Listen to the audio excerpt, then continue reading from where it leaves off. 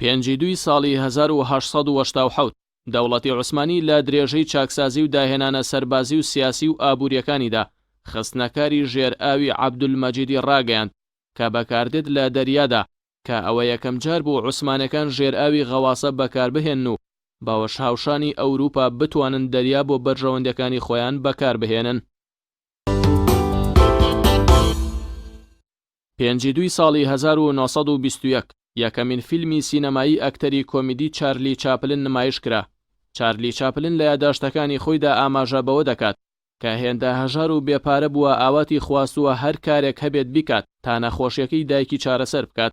بۆیە کاتێک ژنە ئەکتەرێکی ئەو فیلمە سینەماییە نەخۆش دەکەوێت و لە فیلمەکە دوور دەکەوێتەوە، چارلی چاپلن داوا لە دەرهێنەری فیلمەکە دەکات ڕۆڵی ئەو ژنە ئەکتەری پێ ببەخشێت و بە هەمان جلو ڕۆڵی ئەوەوە دەتوانێت ڕۆڵەکە بگێڕێت و بگرە باشتریش لەو دەرهێنەرەکەش ئەو ڕۆڵی پێدەبەخشێت و لاوە بەدوا دەبێتە باشترین هونەرمەند و ئەکتەر لە بوارەکەی خۆیدا.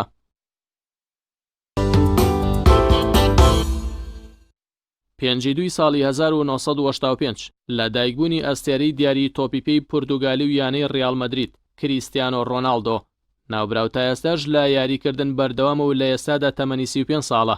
درێژی باڵای کریستیانۆ مەتر و 85 سانتیمەترە و هەمیشە لە یاریەکاندا هێرش بەرە.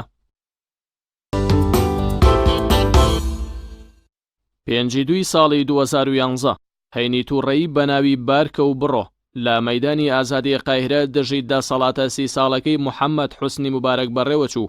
هەروەها خۆپیشاندەران داوایان کرد تا کاتی واسێنانی ناوبراو لەو پۆستە مەیدانەکە چۆڵ ناکەن لە سەروبەری زیادبوونی ناڕەزایەتیەکانی میسر لە مەڕگەندەڵی و بەهەدەردانی سامانی گشتی لەلایەن بنەماڵی حوسنی موبارەکەوە.